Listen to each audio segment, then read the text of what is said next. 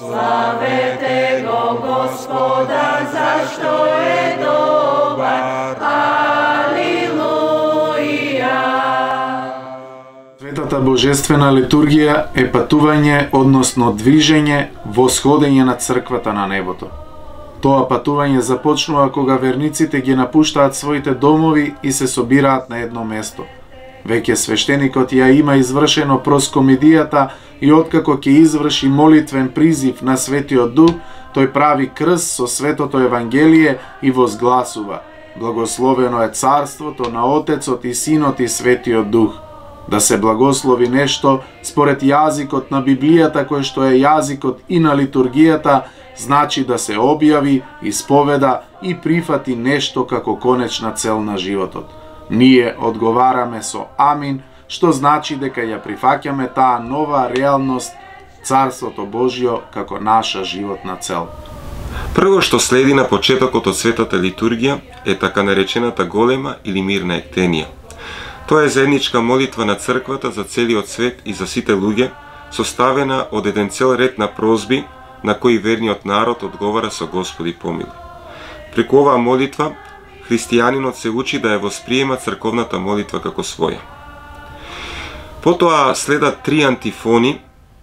Вообичаено тоа се старозаветни псалми или празнични химни, по кои следи малиот вход или влегување, кога свештеникот со Светото Евангелие застанува пред царските двери пред да влезе во олтарот. Иако честопати за оваа процесија се вели дека символично го илустрира Христовото излегување на проповед, сепак самиот збор вход и самите молитви во тие моменти сведочат дека тоа е действие што се случува со нас, имено ние влегуваме, тоест искачуваме до небото.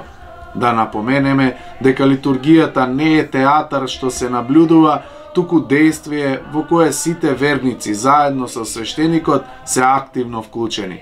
Во малиот вход, во лицето на свештеникот, всушност сите присутни верници таинствено влегуваат во олтарот, кој што го представува Царството Небесно. Бидејќи таинствено се наоѓаме на небото, следејќи го примерот на ангелското славословие на Бога, според визијата на пророкот Исаија, и ние ја пееме трисветата песна: Свети Боже, Свети крепки, Свети бесмртни помилуј не.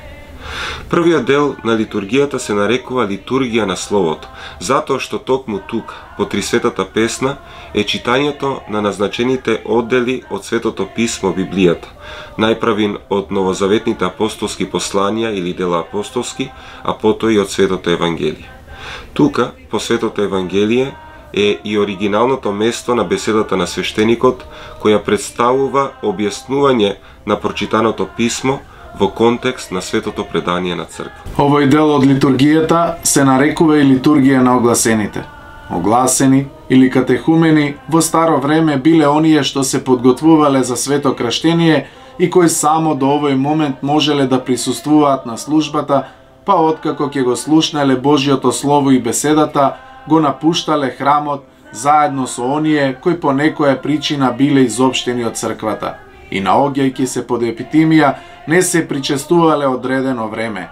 Во останатиот втор дел од литургијата останувале само крстените верници подготвени за светото причестување со телото и крвта Христови. Православната христијанска црква, како исполнување на ортодоксниот јудаизам од времето на Христос, својата богослужбена форма ја корени во апостолската црква од првиот век, која што се родила во лоното на јудејството, и начелно, како јудео-христијанска заедница, својата литургиска пракса природно ја примила од еврејското богослужение. Според тоа, овој прв поучителен дел од светата литургија се заснова на еврејското синагогално богослужение, кое што се состоело од молитви, пеење на псалми и читање на Светото писмо. Додека вториот дел на литургијата, литургијата на верните, за кој што ќе говориме во следното видео, се базира на чудесните настани од последната Христова тајна вечера со неговите ученици.